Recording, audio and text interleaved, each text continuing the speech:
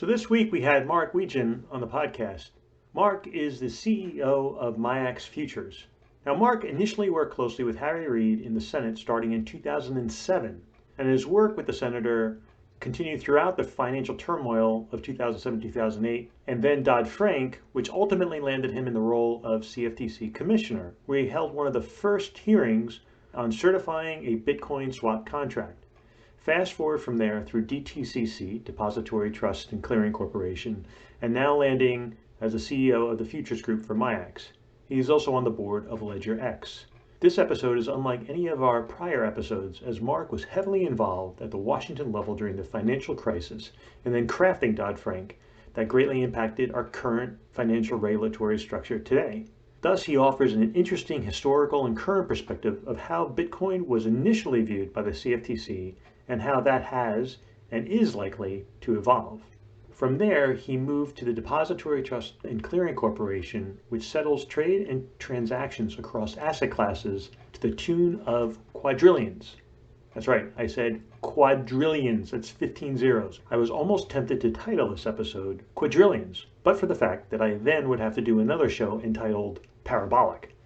It's really hard for me to wrap my head around how blockchain technology is going to impact that business, but I suspect that somehow DTCC only grows in notional value processed, at least in the near to midterm. Now he is at MIAX and developing a bit of a toolkit. They've got great tech, recently acquired the Minneapolis Grain Exchange, which is a futures and commodities exchange, and gives MIAX great flexibility to offer innovative products in the digital asset space.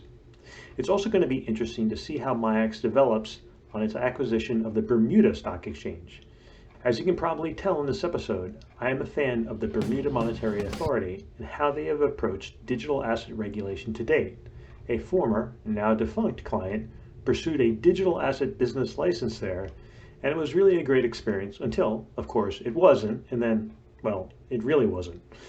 At any rate, I hope you're going to enjoy this episode and really appreciate how Mark's journey has been a walkthrough digital asset history. If you enjoy the podcast, please comment on it, share it with others, and give feedback. I hope you enjoy this episode.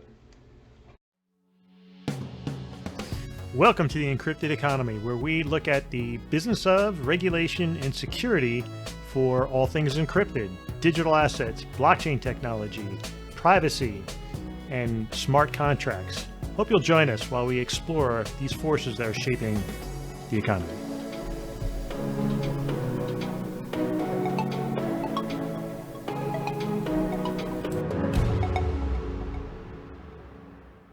So this is Eric Hess with the Encrypted Economy, and I am excited to have Mark Wetjen of MIAX on the show today. Mark has, first of all, welcome. Thanks for joining the Encrypted Economy. Yeah, thanks for having me. Great to be here. And you know, there's a lot of things to talk about. MIAX is doing a lot in the space, and you've had a very interesting career, the path that brought you here. So, rather than me summarizing it and butchering it, why don't you sort of tell us all the way from your days in Washington straight up to where you are today?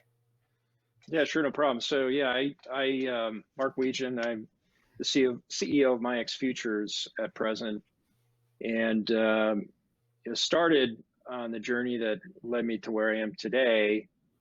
I'll skip the first few years after law school because they're not that interesting, but I moved out to Washington, D.C. Towards the tail end of 2004, and I took a job in the United States Senate. I worked for Harry Reid for 7 years and was one of his policy counsels, and focused on banking issues primarily, worked on some other areas too, but that was my primary area of focus. And I was there as a Senate aide during a very interesting time, including the financial crisis, which started to percolate, at least from a policy view. Let me be more clear about that. You sort of read what you read, but it started coming to the attention in a real way, I would say, in 2007. And some of the policymaking in response to it actually began then and continued through 2008.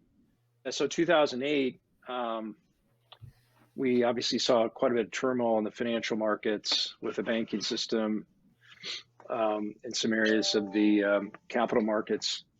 And I was an aide at the time, and so some of the policy responses began in a serious way that summer, and then continued with the troubled asset relief program legislation during the fall of 2008, which was the same year that there was a presidential election. So it was a pretty, especially for a pretty young professional, speaking of myself at that time, it's just an exciting, heady time to be working in Congress and working in policymaking. And then 2009 was an active year in the policy side. And then, of course, 2010, in July of that year, it culminated with the passage of the Dodd-Frank Act. And so I was pretty heavily involved in that legislation as well. And it was during that experience, having worked with and spent some time with folks in the Obama administration, I ended up, through some of those relationships and my service with Harry Reid,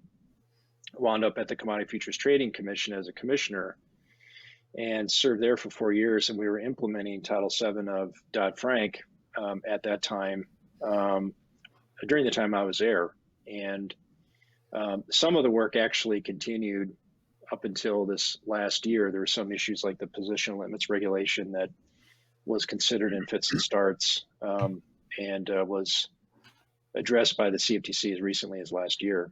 So, and then from there, I left government. I went to DTCC, which is one of the largest infrastructure, capital markets infrastructure companies in the world. And I led their policy group there for 4 years. And then just over a year ago, I joined MIAX as I said before, the CEO of their futures group.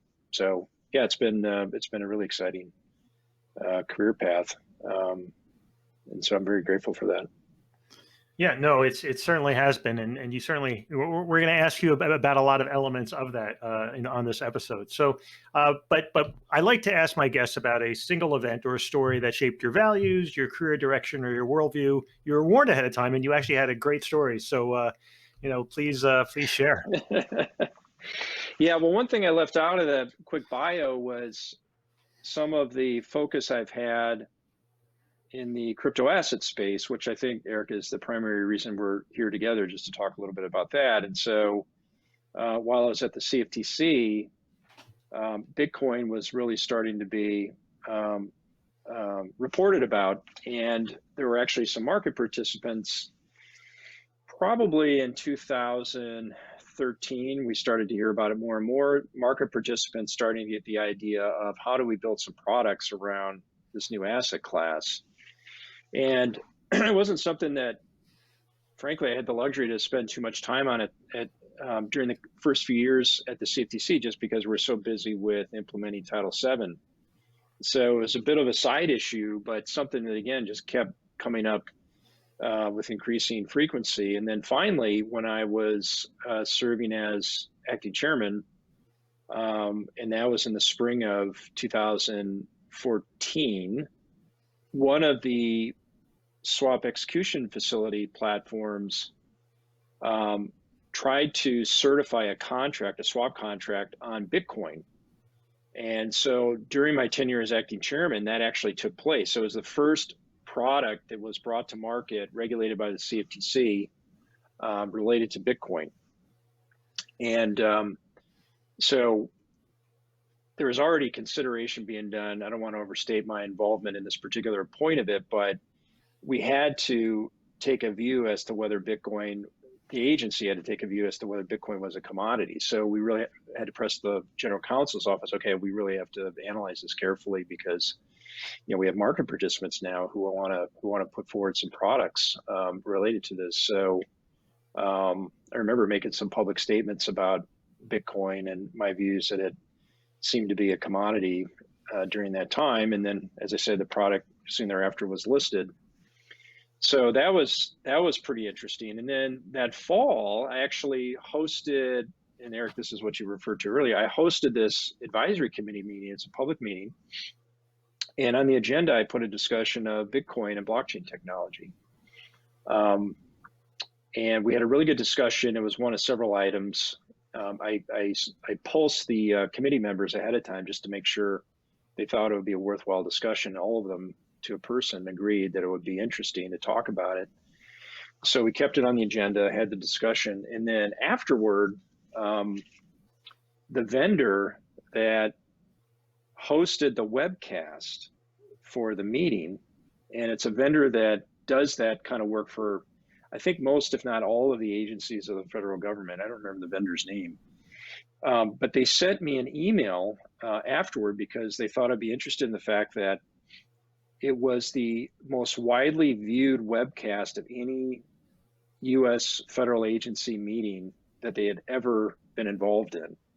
And so I'll never forget reading that email and talking to some of the CFTC staff. And I was like, whoa, that's, there's definitely something going on here. There's a movement afoot. And even since the spring during that year, 2014, I was getting increasingly interested. But then when I got that data back from this vendor, I was like, wow, this is really kind of an interesting thing that's happening here in the world. So ever since then, I've been involved, and I left the agency in 2015, and I joined the board of LedgerX, a company that was the first crypto-focused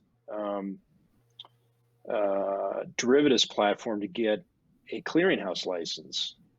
And so I feel proud of the fact that I've been involved in some of these first on the policy side, and then once I left government on the industry side. So, and as I said, I've been involved ever since. Increasingly more involved, in fact, because as a board director at LedgerX, that's one role. It's a governance role. And you don't really get into the day-to-day management. But now at MIAX, we're pretty, nearly every day we're thinking about what sort of products in the crypto asset space might make sense for our customers and for the company.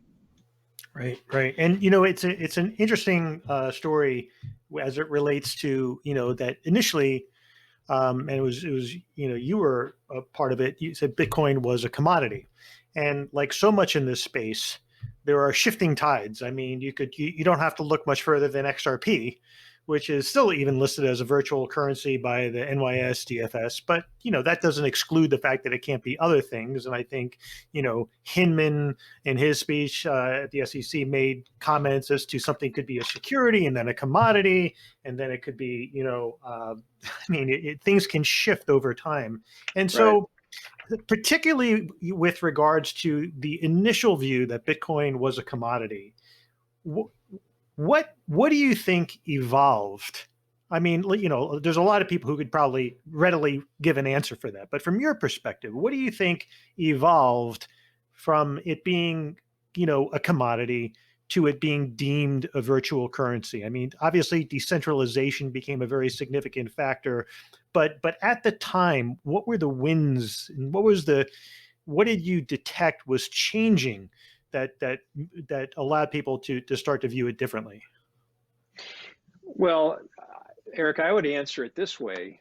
It was a very practical decision that had to be made. So you're right, there are a lot of bigger, more macro-related dynamics that were at play at that time. Again, just for a moment, you're talking about 2014 and when that first product was listed, but the decisions made by the CFTC at that time, they're very much driven by practical considerations. So we just had to decide whether a contract that was being put up for listing was under the jurisdiction of the CFTC or not. And so in that sense, it was a pretty strictly legal analysis. You look at the Commodity Exchange Act, you look at the definition of a commodity, and you make a conclusion based on your analysis, whether it fits that definition or not. And Eric, I suspect you're pretty familiar with that definition. I haven't read it word for word in a little while, but I used to always joke when I was at the CFTC, basically everything is a commodity. I mean, start with that assumption that everything on the planet under the Commodity Exchange Act is a commodity. And then you think about it a little bit more and you start weeding some things out. But the point is that it's extraordinarily broad in terms of how it's written in the statute. So it's easy to capture a whole host of things, and not that far a leap in the end. It almost looks obvious, right? At this point, when you look back, almost looks obvious that Bitcoin is a commodity. But you also made a very important point. Just because something is a commodity doesn't mean that it's not something else as well in terms of legal definitions, and there are plenty of examples of that. But that's what really drove it at that time, which is different, by the way, than a set of bigger picture policy considerations about where you want the asset class to go, how you want it to evolve. I wish I could tell you that was what was driving that decision. It really wasn't. It was strictly, we have a problem in front of us right now. It's a product. We have to make a decision here, and what's the right conclusion? And meanwhile, there remain a whole host of questions around, if you're just focusing on supervision, what is the best agency to oversee this? What is the best, which obviously relates to what is the best way to look at the asset itself. Obviously, there are a lot of questions around the spot markets in the United States. How should those be supervised at a federal level? Or, as you know, Eric, they're not. A lot of people think that creates a little bit of a gaping hole in the regulatory structure in the United States for an increasingly growing asset class. But at that time, as I said, it wasn't really driving the decision making. Interesting. And, certainly I think, with Gary Gensler coming to the head of the SEC, and I guess some push within Congress to see the harmonization, they want the working group so the SEC and CFTC works together and determines where there's an overlap, and to try to eliminate the overlap and create greater clarity into the markets. But, so certainly you can see, at the time, again, I think you're right. Everything is a commodity unless it's deemed, unless it falls within another classification. But commodities are almost the default. Yeah, it's definitely a good way to look at that definition from a legal perspective. It's very, very broad. So the future of the CFTC, we'll stay on the CFTC topic a little bit. You got Chris Brummer coming in. What do you think is going to change? I don't anticipate there being too active an agenda at the CFTC, at least as it relates to crypto assets. I think there will be plenty of products that come through. Some of them will look similar to things that have already been listed on exchanges. You could get some, I'm sure there will be examples of indices that might not reference only Bitcoin, but perhaps other types of assets as well. And then that's when you really get into the thorny issues along the lines of we're just discussing. Some of those assets might be also considered securities. But in the context of an index, is it still within the jurisdiction of the CFTC if a product references some kind of a broad-based index? And by the way, that's another important issue, right? Broad-based versus narrow-based Yep. indices. So we're talking broad-based here, which would be under the CFTC. So I do think there are probably going to be some interesting things before the agency on a product-by-product type basis. But as far as big policy making related to crypto assets at the CFTC, I'm not so sure. I think it would probably have to, you probably have to see some kind of a significant piece of legislation that speaks to the issue in some way in order to see that. So I think for the CFTC, my best guess would be, let's say for the next 2 to 4 years, you probably won't see anything that's too revolutionary on the rulemaking front out of the CFTC, unless there's legislation. But that's a big if when you look at the composition of the Senate and the fact that it's pretty closely divided. But as always, all it takes is some very significant event. Usually it's an event that brings harm and pain to the American people, or at least enough of them, and then suddenly the Congress can be inspired into action, and you could see something result after an incident such as that.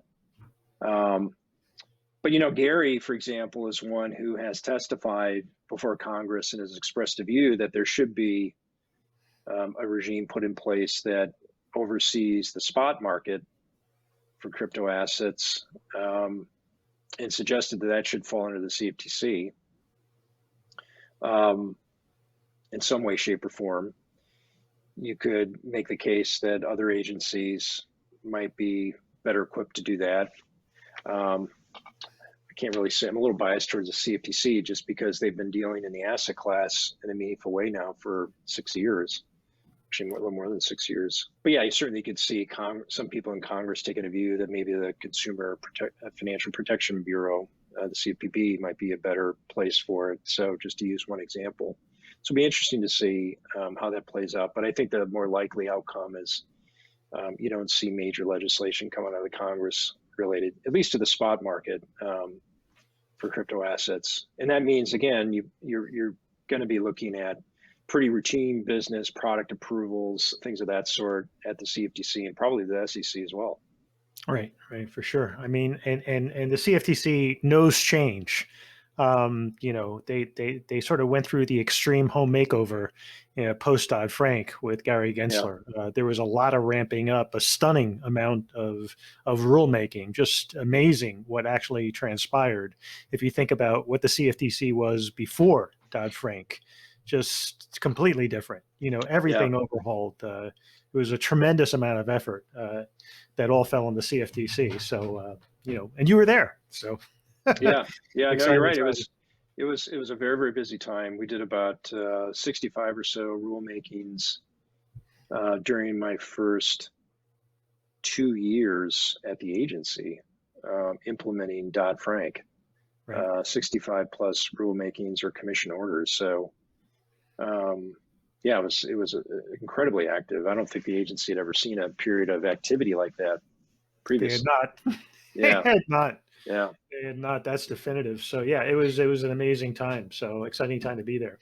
So the DTCC. So I'm going to ask you to give a little bit of background as the significance of the DTCC, since not people might know the acronym but be less familiar with the operation, and then we can talk about how it all fits into the digital asset space.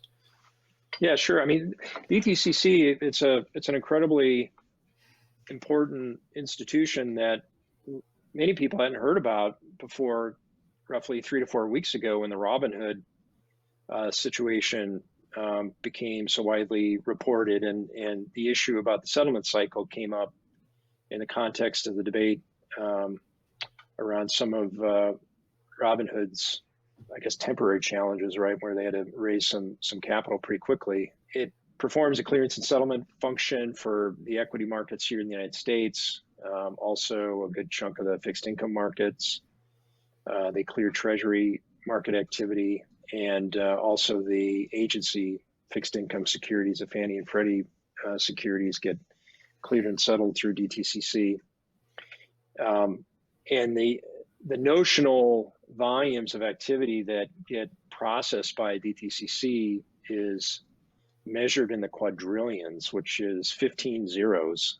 So it's a massive amount of transactional activity that gets processed through the company. And I guess one issue that was talked about more, and again, it's been talked about more recently in the context of the Robinhood situation, but at one time there was a consideration of the settlement cycle, and when I started DTCC, in some corners of the capital markets industry, it was talked about a fair amount then, and a question as to whether blockchain technology could somehow help and facilitate a shortening of the settlement cycle. So that was something that came up back then and became a little bit known beyond just people who were at the banks and at DTCC working specifically on clearance and settlement. And the important point back then, it was true back then, certainly remains true today, is that DTCC does have the ability to clear and settle transactions T+0, as measured in a number of, microseconds if companies so choose to do it. So the point is the technology capabilities of the organization have been there for quite some time to shorten the settlement cycle. It's just been more of a market structure and preferences of the industry, where the industry has settled on a longer settlement cycle. And it seems like maybe the view is changing a little bit in light of what we've been seeing in the media the last couple of weeks, a little bit longer than a couple of weeks. But the point I'm getting to here is that because of the interest in the settlement cycle even then, and the question about whether blockchain technology could be helpful in shortening the settlement cycle, the company got really focused on the technology and actually put forward a use case and invested some time and money in a particular business line, one of the CDS reporting businesses, where they deployed a blockchain solution for that business. So DTCC has actually been spending some time with blockchain technology for a while. Now that's a private blockchain technology. They stayed away from public blockchain systems and networks, mainly for regulatory reasons. But yeah, it's something that is carefully looked at, and now there's been some practical experience with the technology at that company. And do you think the focus on private DLT, distributed ledger technologies, is going to hamper its ability as we start to, as people are obviously focusing more on the public blockchain technologies? Do I think? Because the private blockchain, it's certainly, there are limitations associated with it, meaning specifically everybody has to effectively within that private blockchain has to adopt it, except to the extent that obviously you can interconnect it with the public blockchain. But right. Do you think, have they started to explore, how they might integrate with public blockchain technology? I don't know. It wasn't something that was being actively looked at when I was there.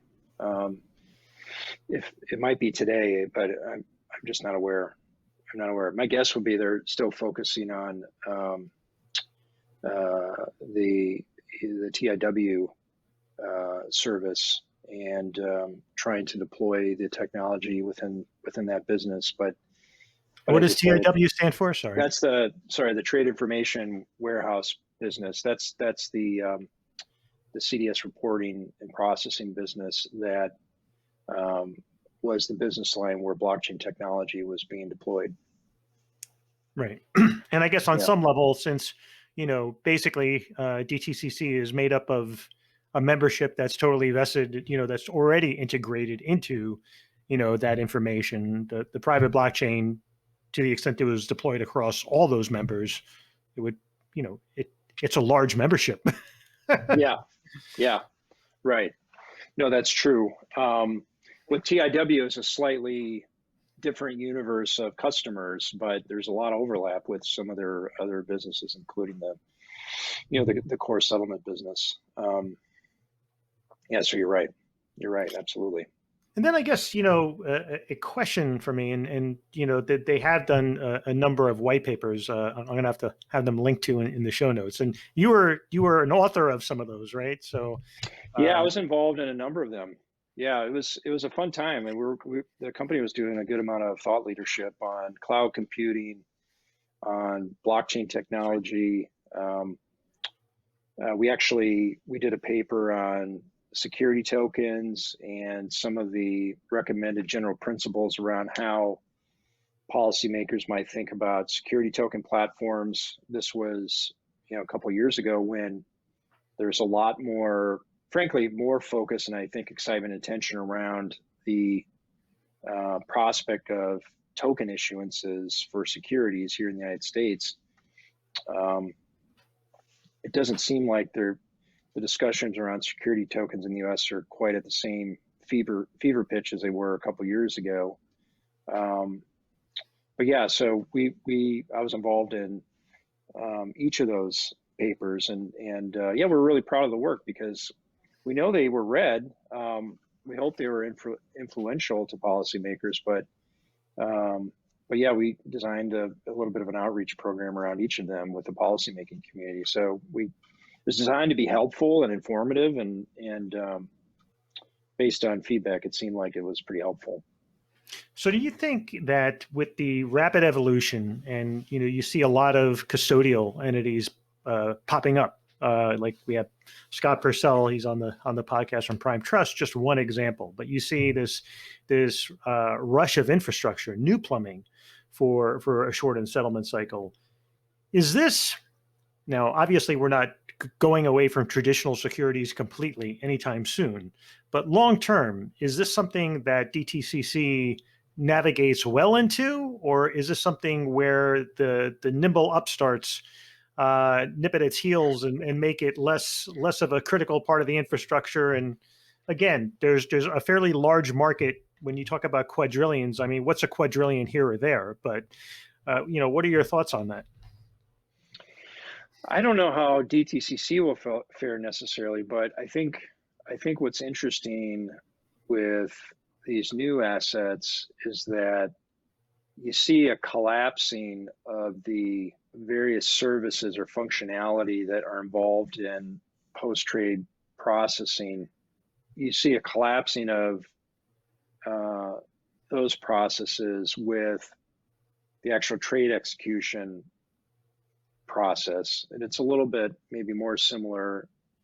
What you're seeing in securities is moving it to a model that looks a little more like what you see in a vertically integrated futures industry model, but it's actually even different still, right? Where in some cases intermediaries are being eliminated. So if that trend continues, where let's say you have a platform that's providing direct membership or direct access to the platform for any investor or trader, they provide the trading experience, or they host the matching engine, and they also perform all the settlement of the transactions. And maybe there's a clearinghouse function where a guarantee of the trade takes place, again depending on the length of the settlement cycle. You can see, in fact, we're already seeing it. Companies are basically coming up with offerings where all of those different, again, parts of the life cycle of a securities transaction are all happening in a contracted time frame, and they all can happen on the same platform. I'm trying to remember when it was. It was sometime last year. The SEC they issued an exemptive order for a company from having to register as a clearing agency. And that's the best example of what we're talking about here. I think it was Paxos, but yep. Don't hold me to that. I'm pretty sure it was Paxos. I think you're right. I'll go back through it, but yeah, I think it is Paxos. And so they were given this exemption from having to register as a clearing agency. But I'm sure when they started, they weren't thinking, well, we want to be a clearing agency. They were thinking, we want to be a platform where people can trade tokenized securities. And it just so happens that what they're offering to do looked very much like the activities of a clearing agency. So this is actually something that I know plenty of others have been talking about a while. I think that's one of the things that's interesting about blockchain technology. It probably isn't necessarily going to lead to a fundamental restructuring of the regulatory framework. What's more likely to happen is, again, you have entities that can do multiple things that various individual parties are doing today in the context of, again, the life cycle of a trade.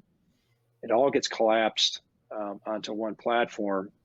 And it's not as though the regulations will necessarily change. It's just that they'll all apply, or many of the responsibilities will apply to the same entity. And maybe you do something, or you see something like what the SEC has already done. You might see an exemption from specific requirements and so on. But the point I'm trying to make, Eric, is that you're not going to see in the United States, I don't think, a point in time where the Securities Exchange Act gets just ripped up and torn to shreds, and the country starts from scratch because all securities become tokenized, for example. Yep, that's just not what's going to happen. They'll try to shoehorn the innovations in the marketplace into the framework that they have, and do some tinkering around the margins through exemptive orders and no action letters and so on, as need be. Yep, I definitely agree with that view. So this actually feeds well into the next part of the conversation, which is MIAX. Mhm. So MIAX has been doing some innovative projects. You are at the helm of those projects. So you want to talk a little bit about what MIAX is doing in regards to this? Yeah, I think, on one level, the most important thing that MIAX is doing is we're trying to be a disruptor in traditional markets, and we're trying to do that with great technology, great service, and providing very cost-effective products and cost-effective solutions for customers. So on one level, and I would say the thing we at MIAX think about more than anything else is exactly the things I just went through. Another thing that we think about a lot, and it goes hand in hand with that first piece, is what are the new products, what are the new offerings that customers are demanding or might like to see, and how do we offer them to our customers? Do we use some of these new technologies? Are these products in the asset classes that we've been talking about? In some cases they are, in some cases they're not. But again, in some level, the disruption is in the traditional marketplace, and it's trying to be more nimble, trying to be more cost effective, trying to put an offering out there that has the very best technology available and the best experience for our customers. So you recently, well, I guess, is it last year or 2 years ago? Maybe 2 years ago, bought the Bermuda Stock Exchange. When was that? That Yep. was 2000 The initial investment was actually before my time. It was in, I think, 2019. It might have been 18. But we actually completed 100% of the acquisition at the end of last year. So MIAX now owns 100% of the Bermuda Stock Exchange. So yeah, that just took place, or was finalized rather, at the end of last year. So the Bermuda Stock Exchange hasn't necessarily been the hub of activity prior to that time, Right. but basically you bought the existing stock exchange on the island, and anybody who is familiar with Bermuda knows that they have been certainly a leader from a regulatory perspective with regards to digital assets. They've implemented a number of statutes, some of which have been, actually lifted into Wyoming. When Wyoming was drafting their legislation, they drew heavily on Bermuda's legislature, what they've done around digital asset businesses, the licensing, and what have you. And so it's a very receptive island. It's also their tradition of insurance obviously makes them, they're seen as sort of a more, I guess, risk-averse country, and that's, and obviously they're close to the U.S., which is also cool, and they've got nice beaches too. So anyway, but that doesn't hurt. Yeah. But do you want to talk a little bit about what your experience has been with Bermuda so far, and how do you actually, what do you intend to do with the Bermuda Stock Exchange? Yeah. Well, Eric, I think we need to point out the obvious, which is that I mentioned that the final chunk of those shares in BSX were acquired at the end of last year. So we had essentially a controlling interest, but not the whole interest in BSX before the end of last year. And so there's a lot of transactional activity related to that, as you might guess. And the other thing I was going to say is that last year's a very odd year because of the pandemic. And so obviously the world continued to turn, the industry continued to move forward, capital markets industry more broadly, but even the crypto asset industry obviously has seen some growth and things have moved on. But it obviously has been a little bit of a hindrance in terms of trying to get down to Bermuda. You could still do Zoom meetings and everything else, but there has been progress behind the scenes, mainly on the transactional side, as I described. But we definitely are very excited about the DAVA regime. That's one of the main reasons. Again, it wasn't my decision; it was made before I joined. But Tom, our CEO, one of the main reasons he was really intrigued by the BSX was the development of the DABA framework. And so it just provides, the simplest way to look at it is it provides a lot more product flexibility than other jurisdictions do, but with the imprimatur and the oversight of a very credible regulator. I don't have to tell you, the Bermuda Monetary Authority, it's part of a whole assortment of different regulatory colleges on the global level. It's a member of IOSCO. It has various agreements with market regulators in the United States, cooperative agreements with respect to enforcement. So it's viewed as a very mature, credible regulator, which sets it apart from some of the other jurisdictions where you have incredible flexibility on the product front, but maybe not the same level of scrutiny by the local market regulator than what you see in Bermuda. And so those things make Bermuda very attractive and interesting as a jurisdiction. And then you add the fact that it's very, very close to the US, right? So it's one time zone away. It's very easy and practical to deal with people in Bermuda for that reason as well. So it's an exciting jurisdiction.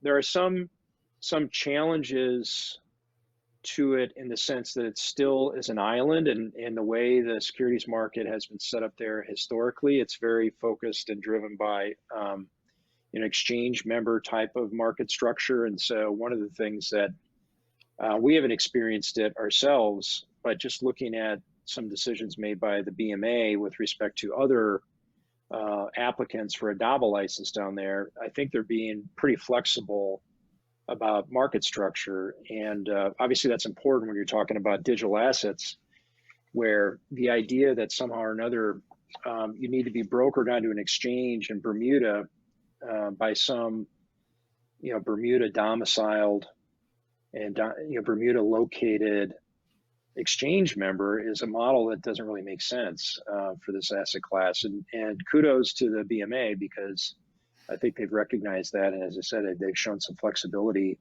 in terms of allowing that market structure around securities with this new technology to evolve in a positive way. And I think ultimately that's going to solve for some of the challenges that you would normally see. And we've seen it in other jurisdictions, again, where they're island nations or what have you. But unlike some of those other jurisdictions, again, in the case of Bermuda, you have a pretty mature and serious regulator. Yeah, and I even wrote an article about, like, in sort of in terms of jurisdictions that have prescriptive regulation that's actually helpful, like meaning, hey, I'm trying to start a marketplace. I want to determine, what do I need for security? What do I need for custody? What do I need for, how do I handle AML? How do I handle market manipulation? What are the code of conduct? Bermuda's like, it's amazing what they've done. And I look at what they've done, and it's like, if you're thinking about doing a marketplace, you should be pulling from that statute, not because you have to, but because there are some really helpful guidelines for structuring a marketplace. It's I actually did a survey of a multitude of jurisdictions. Bermuda by far, Singapore is up there too, particularly with some of their newer stuff. But as of a couple of years ago, I have to say Bermuda's got they've done a great job, and they continue to do so. Yeah, I agree. So shifting gears, we talked about the Minneapolis Grain Exchange, and you mentioned it, and as factoring into the digital asset clearance strategy. Obviously, it's a clearing organization. I know you've talked about it a little bit, but let's talk a little bit about the Minneapolis Grain Exchange and how it fits into the digital asset picture for MIAX. Yeah, well, again, another asset we're really excited about, because it gives us a lot of flexibility to deliver in these areas for customers. I mentioned before, we can come up with interesting, novel products for listing there, and we can do it in a very cost-effective way. The other thing that's exciting about the Minneapolis Grain Exchange is that there's an agreement between the exchange and the CME to list futures products on the Globex platform. And so the distribution of listed futures at MIAX is very, very broad and wide, and in fact spans the globe. So that alone makes it a very attractive asset. So yeah, no, we're very excited about that. There have been some public announcements made. Mark Wetjen is the CEO of the Minneapolis Grain Exchange. He remains the CEO, and he's made some public announcements about some of the things that are expected to come down the pike, including a relationship where the company provides a clearing service agreement, or enters into a clearing services agreement with some other exchanges, including ones that want to focus on crypto assets. So yeah, we expect in time that you'll see that asset class coming to the MIAX clearinghouse in particular, but eventually we expect to see that in the exchange as well. Digital grain? Yeah, digital grain, exactly. Yeah. Oh, so I haven't heard that one yet, but I have to say, it hasn't been an area of focus as of yet, but it's still early days. We just closed on that deal in December of last year. So, right. Well, certainly other asset classes, but I like digital green. You got to find a way to work that one in, yeah. Maybe it's a clever acronym we can fit in there. Right. And then also globally, obviously Bermuda is international, but you've also gotten more involved in with mid-chains, over in the Middle East. What's how is that progressing? What's your strategy there? Obviously diversification, but you see that area as a particularly exciting one as it relates to the digital asset space. Yeah, I think what's exciting, there's a lot of things exciting about mid-chains, but to me, perhaps the most exciting thing is the access the platform provides to us. And we don't have a controlling interest in mid-chains. It is a strategic investment, but we don't have a controlling interest. But it's an entree into an incredible region of the world with very compelling demographics. And so the number of folks that live in that area of the world who are basically a generation or two younger than you and I'm assuming you and I are roughly the same age, and they have a lot of tech savviness. There's a lot of connectivity that they have through the internet, obviously, in most parts of the region anyway. And so I think to me, that's what makes it extraordinarily exciting. The technology we're talking about, you can get access to that anywhere around the world, but for MIAX in particular, mid-chains gives us access to a customer base that's differentiating and exciting given the demographics. Excellent. So we covered the Middle East, we covered Bermuda, we covered Minneapolis. What other areas are you looking at? Well, that's obviously public. Yeah. But well, I think like I said, frankly, so much of what we do day to day is really on those values, right? Yes, we want to be innovative, and yes, we want to be disruptive, but one of the primary ways we focus on being disruptive is just delivering great products at a good cost. And we're very proud of the company's technology that's been built, starting with the options platforms. We're just awarded another technology prize last week. I saw that. Third year in a row, right? Yeah. Yep. And I think I'm certainly proud of it, but I'm newer to the company. If you were to ask Tom, our CEO, Tom Gallagher, he would take special pride in the fact that a relatively new exchange operator in the United States, like MIAX, performed the way that it did last year during the pandemic. And I think the enormous and deliberate investments in the technology systems of these exchanges, not everyone would have done it the same way. Not everyone would have thought it was necessary to invest that amount of capital that was invested, but it paid off last year because the system was under considerable stress given all the volatility that we saw in March. And MIAX performed amazingly, and without getting into too much confidential proprietary information, we know that it's been noticed by our partners and by our customers, and we know that it's appreciated. So we're very proud of that. We look to deliver that same experience. So we bought these new assets, MIAXs and BSX, focusing on them because we're the whole owners. That's the same kind of experience that we want to deliver through those assets, through those exchanges as well. And so again, it's relatively early days. It's not that long since we picked them up, but that's the goal with those assets as well. Yeah, and I was going to say, it was a few years ago, I was sitting down with somebody in one of the largest bulge bracket firms who was head of strategy and very, very adept on the technology side. And we started a discussion about options technology. And she goes, bar none, the MIAX options exchange is the best technology out there, bar none. And it was, we talked about it a little bit, but it was, and it was an opinion I had reason, without disclosing, I don't know if she'd want to be disclosed, but there's a reason I had every reason to weight heavily. And her view was, it was just a tremendous, it was a tremendous platform compared to the others. And so to the extent you're extending that to digital assets, certainly something to be watched by anybody who's interested in the space. So, for that reason, exciting to have somebody like you on the show talking to this. Yeah, no, it's really been great to be here, Eric. I appreciate you inviting me, and had fun with this conversation, and hopefully the viewers and listeners will enjoy it too. And so if people want to learn more about you or more about what MIAX is doing, either from the option side or some of the other ventures, where can I get more information? Well, I think our website's a good source of information. It's MIAXoptions, all one word.com. I think contact information for some of our key staff can be found there.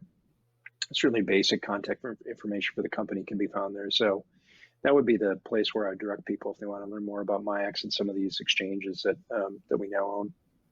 Excellent. And is there any content that you put out that people should be looking for? Or last year, I have to say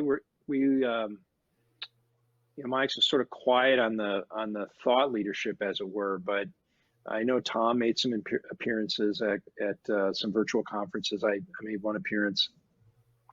We might have had some other colleagues who have done the same. I think what I would suggest to people is, we have a feed on some of these social media platforms like LinkedIn. So if you want to track progress, keep tabs on what the company's up to. That's a good way to do it. We obviously use the traditional media too, but I find the social media platforms like LinkedIn are quite good, and we're becoming more active on those platforms in particular in terms of getting out timely news. Excellent. Mark, thanks so much for joining the Encrypted Economy. It was great to have you. Yeah, thanks for having me. Really appreciate it, Eric.